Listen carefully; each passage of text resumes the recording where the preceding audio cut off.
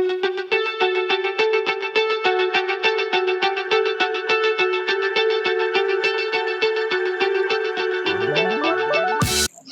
kembali lagi di Ngagogon Podcast ya. Sebenarnya Ngagogon Podcast sih. Jadi kayak ngegosip-gosip underground. Jadi tema-tema yang dibahas tuh adalah tema-tema pinggir jurang gitu. Aduh, bunuh saya bang.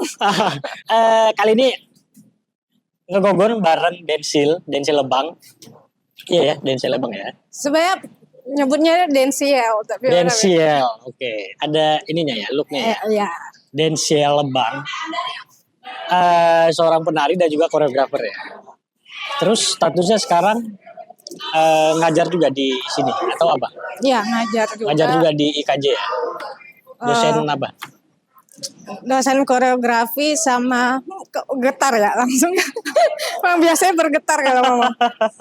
Sama lagi bantu di prodi aja. Oke, prodi seni tari berarti ya. Oke. Nah, karya-karya Densil ini sebenarnya banyak mengangkat isu-isu urban ya. Kalau aku boleh lihat ya. Kalau aku boleh bicara ya. Iya nggak sih? Bener nggak sih? Benar. Dan pilihan artistiknya tuh yang aku lihat tuh selalu bermain-main dengan objek-objek yang sedikit agak keras mungkin ya. Ya. Seperti besi, terus tali gitu-gitu kan. Balok. Itu kenapa sih sebagai proses kreatif kamu memilih objek artistik yang seperti itu? Sebenarnya kalau ditanya background tariku juga agak ini ya, semua nanggung ya. Biasanya kan ada yang latihan belajar tari dari kecil, dari TK sampai SMA, sampai sekarang lah belajar balet atau hip hop atau punya tradisi teknik dasar gitu ya. Kalau aku kan sebenarnya loncat-loncat juga ya. Oke. Nggak menekuni tari dari kecil sampai sekarang gitu. Bahkan kecil latihan tari, terus SMP lagi masa-masa labil nyoba kenakalan remaja gitu kan. Seperti apa tuh kenakalan remaja nih? Minum, apalah awal mula ngerokok di SMP. Oh gitu ya? SMP udah ngerokok ya? Iya. Berarti jauh dari seni tari Indonesia itu jauh kan dulu ya? Jauh ya, pas SMP ya? Iya. Tapi SD tuh belajar tari di tari tradisi gitu. Tapi juga gimana ya? Keluarga aku tuh adatnya kuat. Masih upacara-upacara adat tuh masih sering dilaksanakan bahkan kemarin baru upacara lagi tuh, upacara kematian saudaranya Oma tuh, upacara ritual Rambu Solo di kampung. Cuman kalau spesifik mendalami tari itu sebenarnya aku karena enggak dari kecil sampai gitu. Kecil pernah belajar, SMP enggak, SMA keluar masuk lah gitu ya. Ekskul. Oh, SMA ikut ekskul tari. Ekskul cheers. Oke. Terus ekskul di Sispala juga. Jadi kayak kegiatannya macam-macam sebenarnya. Ya nari-nari di klub juga. Oh pernah juga ya? Ya nyari duit.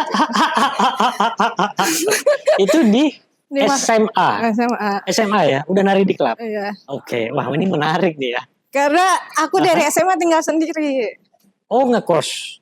Rumah, cuman karena nyokap tugasnya di daerah lain. Oke. Jadi aku yang tinggal sendiri di. Oke, jadi menikmati kebebasan pas SMA gitu ya, anjas.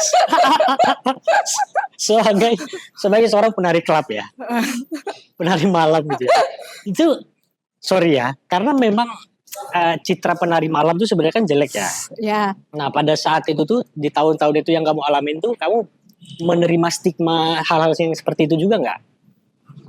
Sebenarnya iya, tapi aku menikmati stigma itu loh. Maksudnya gimana ya? Nggak defensif gitu. Oke, iya. Kayak ya udah terus mau gimana gitu. Mau gimana? Namanya hidup ya. Iya, toh juga gue nggak ngapa-ngapain juga di sana kan. Oke. Nari terus pulang gitu. Dan itu diajakin sama coachku dulu, ada pengajar kan, mengajar cheers. Ya agak-agak queer juga kan pengajar-pengajarku. Iya. Terus ketika di klub, mereka nari di klub, cuman ketika mereka klubnya minta yang perempuan ya kadang-kadang muridnya dikerahkan. Oke. Jadi Berarti ada banyak dong, bukan kamu aja yang waktu itu nari malam gitu ya? Iya, sama teman-teman SMA yang lain. Oke. Tapi di luar sepengetahuan sekolah ya. Iya dong. Iya. Tapi kamu enjoy aja ya melakukan itu, enjoy aja. Enjoy aja, ya mas di dalam dijagain sama coachnya itu. Cuman kan dia ada aja yang iseng ya pasti. Cuman ya. Gimana ya? Menyikapinya ya udahlah, dia lagi emang ini ruang kayak gitu, jadi gimana menempatkan diri aja sih. Oke. Apa mungkin itu juga ya? Aku jadi bisa menduga gitu ya. Atau mungkin karena kamu bilang tadi kan pas kecil kamu sangat dekat dengan yang namanya upacara adat gitu ya. Unsur-unsur kelokalan lah gitu ya, tradisi gitu ya. Sampai sekarang sebenarnya. Sampai sekarang masih terikat dengan itu ya. Maksudku tuh sebenarnya kan kalau kita lihat kamu dekat sama kultural nih. Tapi kenapa kamu bisa menerima kebudayaan yang datang dari wacana urban gitu?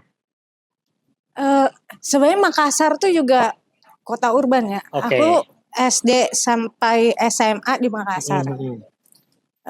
Tapi di balik itu aku juga di balik nari di klub, besoknya aktif di gereja gitu. Oke. Ngajar sekolah minggu. Berarti hidupmu kompleks banget ya. Jadi gimana hidup in between aja sih. Yes. Anjas. Dan itu bisa kamu lakukan berbarengan? Waktu itu sih terjadi gitu aja ya, berbarengan gitu aja ya. Kamu kayak tidak memikirkan ke depannya kamu akan fokus kemana, tapi kamu fluid aja udah? Enggak, iya. Oke, menarik sih. Iya. Iya sih, karena di karya-karya kamu juga kamu ngangkat isu-isu yang rural ya. Dari ekosistem dan kebudayaan, terutama dari tempat kamu lahir ya. Kenapa itu nggak kamu lepasin aja? Awalnya aku bukan berusaha ya. Jadi ketika masuk IKJ, kan pasti beda kan kultural di IKJ kan. Nah di zaman itu ketika berkarya kan emang peminatannya koreografi ya. Selalu ada wacana ngambil kelokalan masing-masing gitu. Oh gitu. Nah tapi ketika itu aku menolak. Aku karena mungkin ada framing nggak tahu menolak framing identitas aja sih. Iya. Jadi kayak takut dia Toraja, dia nggak bisa ngomongin tentang hal lain di luar Toraja mungkinnya. Jadi kayak aku menolak hal-hal yang gimana ya, pengkotak-kotakan itu, pengkotak-kotakan identitas. Jadi ketika dibilang angkatlah tradisimu ya, memang ada koreografi tradisi ya. Waktu itu aku ngangkat Toraja, cuman setelah itu aku lebih bermain di konteks-konteks urban sih, karena aku lagi hidup di Jakarta, jadi aku memilih untuk mendalami juga yang urban gitu ya. Yang tempat yang lagi aku hidupi gitu. Oke. Jadi pergeserannya memang karena kamu bergelut juga di Jakarta gitu ya. Jadi itu kamu bawa sebagai proses kamu berkarya juga gitu ya. Jadi kamu mencampurkan, bisa dibilang itu gak sih, antara yang tradisi sama yang urban? Bisa dibilang gitu atau enggak? Iya, bukan, mungkin kalau mencampurkan nanti dikira cuman tempel-tempel. Iya. Tapi aku nggak meninggalkan apa yang aku hidupi sebelumnya gitu. Oke. Karena itu bagian dari kamu juga gitu ya. Kayak balik ke pertanyaan kenapa menggunakan material-material keras. Pertama kan awal yang aku pakai tuh tali ya. Kenapa pakai tali itu karena pengalaman di Sispala juga kan. Oke, Dulu mendalami SRT, single rope teknik gitu-gitu di SMA. Jadi ada kedekatan dengan material itu, tali temali. Nah itu sih awal mulanya pakai material. Sampai akhirnya aku merasa pendekatan fisikal atau sensori itu penting dan jadi apa ya, metode pendekatan di karyaku. Oke. Yang langsung berhubungan dengan aktivitas kamu Iya, sebelum-sebelumnya gitu ya. iya. Oke. Tapi apakah semua yang kamu alamin tuh akhirnya masuk ke dalam karya atau enggak juga? Dia masuk gitu aja sih. Oh, maksud aku apa ya? Bukan dipaksa-paksain ya? Iya, kayak tiba-tiba gitu. Kayaknya karena aku percaya apa yang muncul dari tubuh tuh udah ada memori sebelumnya. Ya. Ini agak nggak tahu spiritual atau apa ya. Ya. Maksudnya karena kalau tubuh diurai kan agak rumit ya. Jadi kayak tiba-tiba misalnya proses karya ini, karya B gitu misalnya, dalam proses itu kok ada yang kebuka memori tubuh yang sebelumnya gitu. Oke, ya. Jadi kayak apa ya? Sebenarnya kalau di prosesnya aku selalu bilang main-main aja gitu ya. Nggak usah terlalu serius gitu ya. Karena kadang-kadang kan aku nggak tahu ya. Takut salah. Kadang-kadang isu juga jadi framing, kita nggak bisa explore hal lain. Gitu. Jadi sebelumnya justru aku apa ya, nggak ngangkat sebuah isu, tapi abstraksi gimana sih yang abstrak itu dijadiin konsep gitu. Oke, dari urayan-urayan bisa dibilang gitu. Iya, kayak misalnya hubungan tubuh dan tali gitu. Aku nggak ngomongin urban awalnya. Iya. Tapi ketika diproses, di elaborasi karyanya di studio, tiba-tiba muncul isu urban, kebuka gitu, isu urban, isu landscape kota dan lain-lain. Oke. Terus kamu kan selalu merasa ada pergeseran dan kamu akhirnya untuk memasukkan juga pergeseran itu ke dalam proses karya kamu gitu ya. Kenapa nggak menolak aja? Ada kepikiran ke sana nggak atau apa? Karena kan secara estetik dia jauh berbeda kan antara yang kultural sama yang urban gitu. Ya. Nah ini persoalan identitas juga kali ya. Aku tipe yang nggak mau nge-frame identitasku gitu. Makanya kalau tiba-tiba satu platform nanya, Enci dari mana? Ya. Tunggu dulu nih. Ini konteks platformnya apa? Bisa dari Makassar, bisa dari Kalimantan, bisa dari Jakarta, bisa dari Toraja gitu. Ya. Jadi justru kadang-kadang pergeseran itu jadi memperkaya artikulasi artistiknya menurutku. Oke, iya. Kenapa aku tanya gitu? Karena memang di kacamataku sebagai orang awam ya. Jadi aku nggak frame sama penari-penari lain ya. Beberapa penari itu kan justru kayak menjustifikasi hal-hal yang eksotis gitu loh, bawaan dari kulturalnya dia gitu. Sehingga itu kan menjadi identitas yang sangat erotis gitu. Iya kan? Baik, itu kan menjadi lapisan yang wacana yang enak dimakan di dalam tari gitu loh. Ya. Nah kalau Enci kenapa nggak mau lebih ke arah sana? Ya mungkin kemarin yang Indonesia ke arah sana ya. Karena mau nggak mau ya. Ini jurang nih. Iya. Akhirnya kesana juga ya. Iya, tapi negosiasi lah. Tapi tanpa kehilangan praktikku gitu, tanpa kehilangan ya itu tanpa menghilangkan praktik kreatifku gitu. Cuman sebenarnya ada ketakutan ke situ tuh awalnya gitu. Dari judulnya udah eksotis kan. Ya. Mak Bua gitu. Mak Bua ya. Apa itu? Iya. Ya banyak pertentangan etik juga di situ gitu. Karena apa ya? Karena ya sebenarnya aku berasa aman aja karena aku orang sana kan, dan aku juga banyak riset lah tentang sana. Mungkin kalau ada yang mempertanyakan aku bisa jawab gitu. Kalau misalnya sebenarnya judulnya aja dipertanyakan kan sama Oh, iya. forum-forum seniman lokal di Sulawesi. Oh iya. Ya, Oke, jadi pertanyaan serius gitu ya. iya. Karena Mabua kan udah satu ritus yang firm gitu, yang Mhm. udah ada gitu, kok dijadiin judul gitu. Oke. Dan ya karyanya tentang apa gitu. Ya kalau aku kan balik lagi ngambil itu dari terminologinya aja gitu. Mabua tuh artinya berbuat gitu. Oke. Ya itulah. Apa lagi yang Oke. emang melihat ritus Mabua meskipun juga udah jarang yang melakukan ya di daerah di Toraja, karena itu banyak istilahnya banyak aturan yang harus dilakukan kalau ritus itu diadakan gitu. Tapi kalau di sana tuh tradisi atau upacara adat dijadikan karya tuh framingnya beda. Masyarakatnya nerima gimana tuh?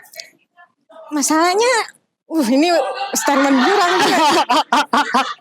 Masalahnya di sana ritual jadi pariwisata gimana Oh dong? iya. Iya. Iya. Wah ini sedikit berbahaya sih ini. Dan pada akhirnya ke sana ya. Iya. Iya kan? Jadi agenda pariwisata ritual. Beda hal ya kalau kita bicara tentang perkembangan zaman dan pemajuan kebudayaan tertentu gitu ya. Karena memang lapisannya nggak cuma satu gitu ya. Iya, Ada iya. kepentingan-kepentingan lain yang mungkin itu berhubungan sama pemajuan desa Iya, dan iya. lain-lain sebagainya gitu ya. Nah di Jambi itu kan suku yang apa ya, yang otentik itu kan suku Kubu. Hmm. Cuman kalau di media itu kan disebutnya sebagai suku anak dalam. Hmm. Itu tuh bahasa yang lebih halus gitu. Menurut aku secara pribadi tuh kayak kurang suka dengan sebutan suku anak dalam gitu. Karena lapisannya jadi beda gitu dan pengaruh kehidupannya jadi beda. Iya, iya. Sehingga si suku anak dalam itu kan tergerus wacana urban ya. Akhirnya baik dari ekosistem kebudayaan pertanian yang mereka bangun selama ini itu jadi kayak kemakan wacana kota. Akhirnya mereka udah pakai baju, udah kredit motor gitu dan lain sebagainya gitu. Bahkan yang anehnya lagi ya, aku juga sebenarnya kurang. Jadi kristenisasi di Toraja tuh kan kenceng banget ya. Oke. Tapi aku juga gimana ya, sedih gitu. Banyak aturan-aturan adat yang nggak boleh dilakuin gitu. Iya. Tapi masalahnya gereja pertama di Toraja kan uyut aku yang buat ya. Oh iya. Maksudnya, dan aku pun dari keluarga Kristen. Jadi itu kan sangat Oke. tabrakan gitu. Banyak tabrakan-tabrakan yang menempatkan dirinya tuh gimana ya? Iya sih, sangat goyah ya. Iya. Iya sih kalau bicara masalah itu kayak ya berat sih sebenarnya. Iya. Di suku anak dalam itu juga banyak wacana pengislaman. Sebenarnya kan kalau kita lihat dalam sejarah Nusantara itu kan kepercayaannya kan animisme kan sebenarnya ya. Agama Kristen, Islam, Hindu itu kan dari barat semua sebenarnya datang. Agama modern. Iya, dari perdagangan dan lain sebagainya gitu kan. Dan sekarang kita kayak mengutuk animisme gitu kan. Kan lucu ya. Maksudnya kayak aneh ya. Iya enggak sih? Iya. Iya, bahkan pun sebenarnya penyebutan animisme tuh agak ini ya. Iya. Sebenarnya ya udah sebutin bahasa daerah masing-masing. Iya. Aku percaya bahwa misalnya matahari atau pohon atau sungai ya udah itu aja itu. Percaya kerbau gitu. Oke, kita balik ke tari lagi nih. Bahaya kita ngomongin agama. Iya. Ini video art tari. Kita ngomongin video art tari ya. Kamu kan eksplorasinya video art yang aku tonton tuh sangat sangat bikin merinding sih sebenarnya. Yang mana nih Yang jadi profil kamu juga. Oh iya. Okay. Anda mungkin suka. Okay. Kenapa judulnya itu dari judul dulu ya? Jadi kalau di pencarian medsos kan selalu rekomendasi tuh. Iya. Bilang you might like atau. Nah, gimana ya prosesnya lumayan panjang tuh. Jadi platformnya. Nah, aku tuh selalu juga pernah. Awalnya nggak begitu kan, Sodi? Awalnya nggak gitu kan? Atau awalnya capaiannya sudah dikonsepkan seperti itu? Aku nggak ekspektasi kayak gimana bahkan hasilnya. Tapi eh apa justru aku bernegosiasi sama sistem di platform tersebut. Oke. Jadi platformnya kan sebenarnya dance film, platform dance film. Terus Dan sorry, aku potong ya. Karena kelihatannya kamu cinta banget sama karya itu. oke, Sepertinya ya, kalau aku lihat ya. agak kompleks deh. Oke, Oke, jadi iya, iya. kan Pelan-pelan. tema platform itu perempuan dan kain. Jadi kita dilemparkan pengantar kuratorialnya dari tema perempuan dan kain. Kain kan material culture, dan aku pun sebenarnya sering bermain sama material sebelumnya kan. Tapi untuk material yang soft nggak pernah ada gitu di karyaku. Oke. Adalah lampu kan yang soft ya, tapi bukan jadi elemen utama. Iya, iya, iya. Nah, ketika dilemparkan isu perempuan dan kain, sedangkan isu perempuan aku nggak pernah menjadi highlight utama juga di karyaku karena Ya, sebelum-sebelumnya ya. iya nggak gimana Nggak ya, dominan ya. nggak dominan. Bukan aku bilang aku bukan feminis, gimana ya, tunggu Iya, iya. ini isu. Oke. Oke, tunggu. Take your time, oke. Oke. Jadi balik lagi, keluargaku perempuan semua kan. Oke. Nyokap pemimpin, Oke. pendeta cewek. Oh iya. Iya. Oke. Jadi dari SD tuh semua cewek gitu. Aku hidup meskipun SMA aku tinggal sendiri juga. Jadi kalau ngomongin ke pemerataan gender, aku merasa di hidupku ya, by experience aku nggak ada merasa perempuan tuh minor gitu. Karena nyokap pemimpin dan di keluarga Rata-rata mayoritas perempuan ya. Terus ketika diberikan sama isu perempuan, studi kasusnya tuh di media sosial malah. Ketika nonton Bigo Live, terus Oke, ada sentuhan ini ya, platform-platform ini platform-platform ya, yang kekinian lah ya. ya, token gitu kan, ngasih duit gitu kan. Sawer lah. Sawer ya. Ya. Jadi kayak ngerasa posisi perempuan tuh sebenarnya, bahkan ini aku diskusi sama temanku ya, Gelar. Maaf ya Gelar kalau gue bawa-bawa lu. Gelar Sumantri ya. Ya. Oke. Itu yang ini gelar juga kan? Gelar juga ya. kan. Bahkan sebenarnya kita bisa ngebalik tuh point of view bahwa sebenarnya yang jadi objek yang menonton gitu. Oke. Jadi kadang-kadang kan ketika di medsos ngeliat itu, ini statement dia ya. Iya, statement si Gelar. Iya. Oke.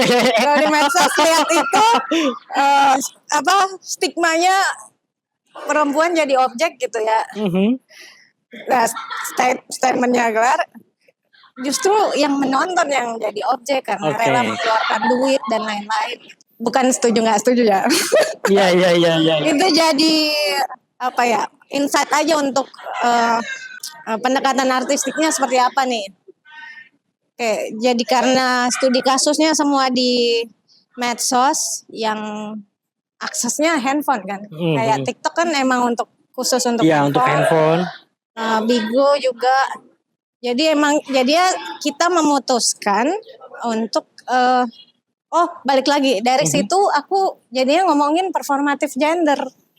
Bagaimana perempuan perform gitu di media gitu. Akhirnya karena studi kasusnya semua di handphone, syutingnya pun melalui handphone dan di platform media sosial. Oke.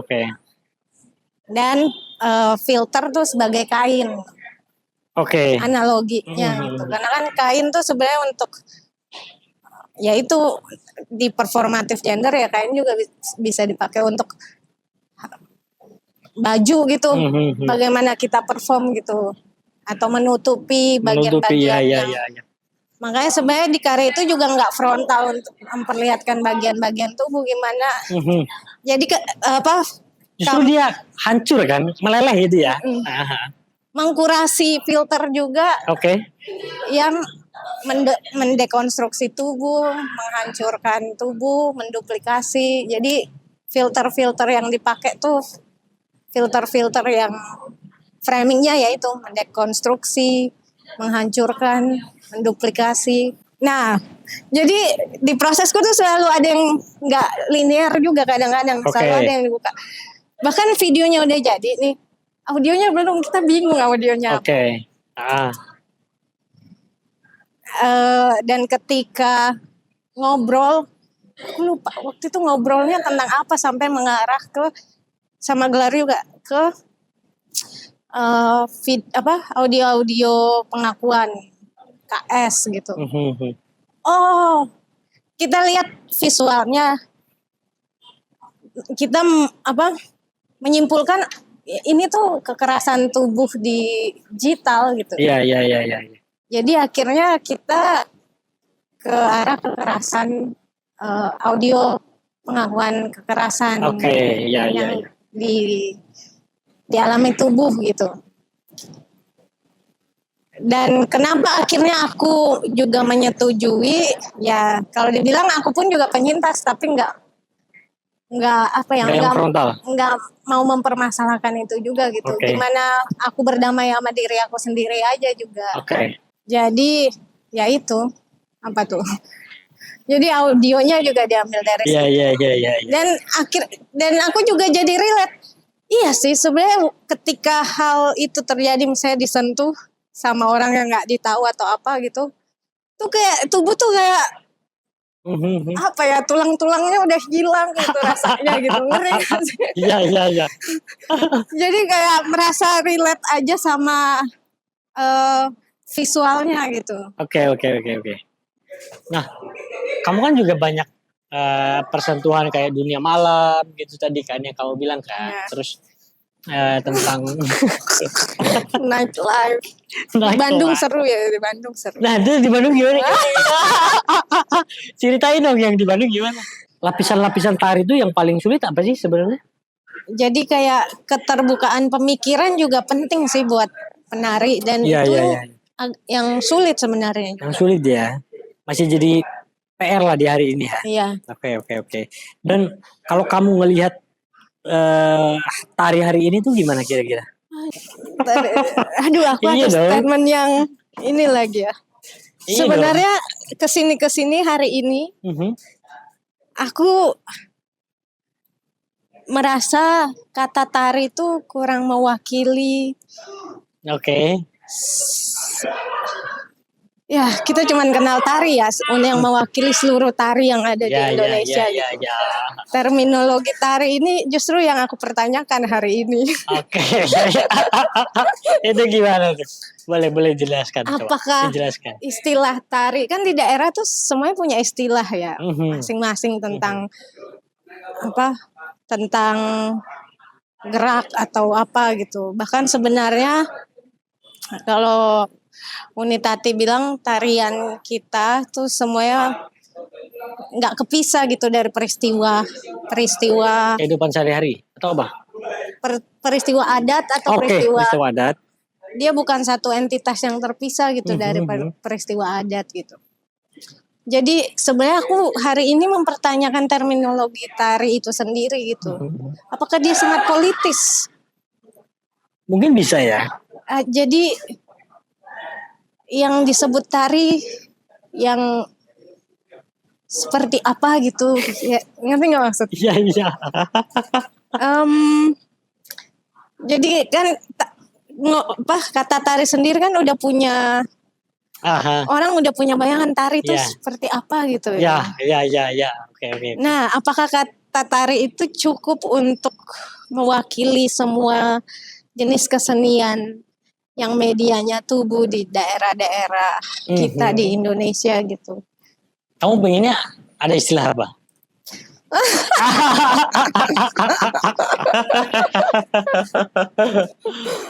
Ya kategorisasi itu yang kadang-kadang nge-frame kan. Iya. Nah iya, itu iya. sih sebenarnya yang aku kritisi gitu. Mhm. Ketika aku buat misalnya karya yang nggak ada orang bilang nggak ada tariknya gitu, misalnya gitu. Ya, Tapi ya. medianya tubuh itu pertanyaan sih, Oke. pertanyaanku gitu. Mhm. Jadi kesepakatan, apakah kita punya kesepakatan bersama menyebut tari itu apa gitu kan, itu tanda ya, tari itu kayak tanda gitu. Yes. Kesepakatan bersamanya itu seperti apa berarti tari kan?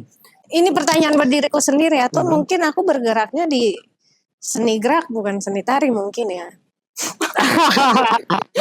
Berat lagi nih. Mungkin ya. Iya, Aku iya. akuin pertanyaan buat diriku. Iya. Tapi aku kerjanya di seni tari, prodi seni tari ya. Iya. Mana tuh?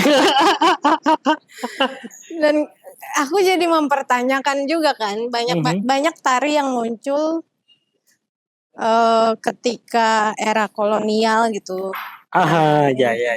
Apakah juga istilah itu muncul berbarengan dengan bentuk-bentuk tari yang muncul di era kolonial? Era kolonial pada saat itu gitu ya. Jadi apakah kata tari sendiri itu produk kolonial gitu? Anjir. Iya. Nggak tahu ya. Iya. Ya, mungkin teman-teman yang tahu bisa ini ya, bisa bantu jawab ya. Iya. Nggak tahu aku ya.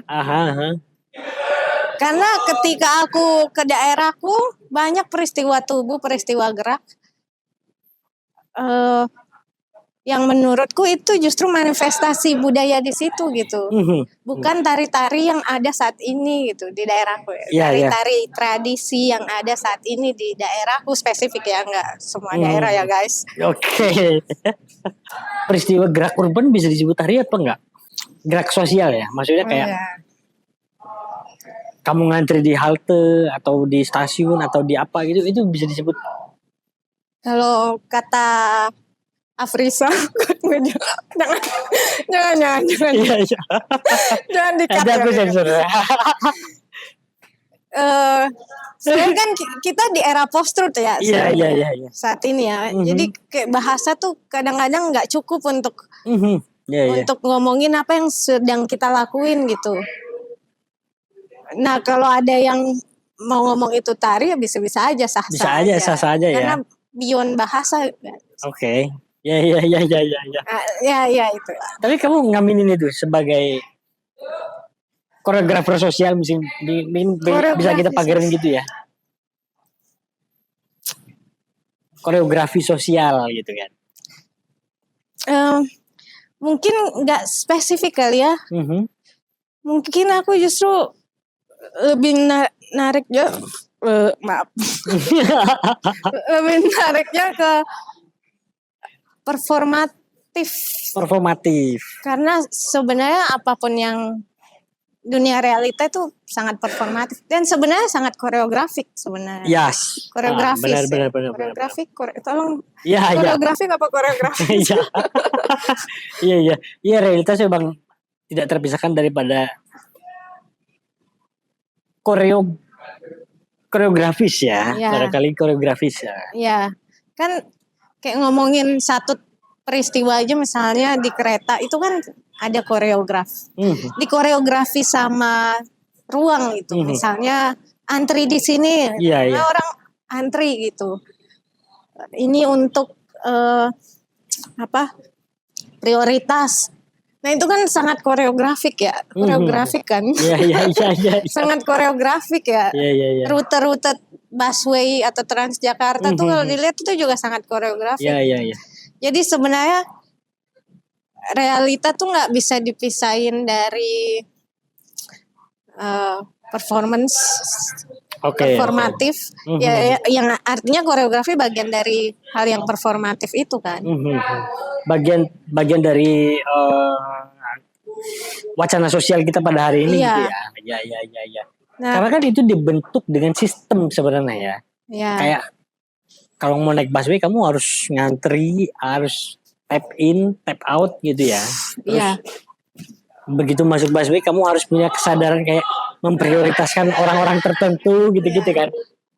orang-orang yang punya kuasa mengatur struktur kota bisa konsultasi sama koreografer Harusnya gitu sih, Atau- harusnya gitu sih. atau orang-orang seni pertunjukan Yes, ya. yes. Biar tapi kalau sama saya jadi chaos nanti ya, koreografer. Iya, iya, iya. Iya sih. Karena memang pembicaraan koreografi sosial juga belakangan kan sering diwacanakan ya. Maksudnya bagaimana tubuh masyarakat umum menghadapi sistem-sistem yang sudah dibentuk gitu ya. Iya. Dalam wacana urban gitu ya. Tapi sebenarnya kalau ngomongin koreografi sosial itu kan udah aku berkaca dari budaya, aku udah dilakuin dari dulu. Bahkan sistem adat juga mengkoreografi masyarakatnya kan. Itu ya oke. Ya, ya. Cuman mungkin ketika di era modern itu kali ya banyak, jadi balik lagi, ngerti nggak sih, ketika hal-hal yang berhubungan dengan seni pertunjukan eksklusif terus jauh dari masyarakat, akhirnya orang bergerak ke situ lagi gitu dengan terminologi yang baru, mungkin ya nggak tahu. Iya.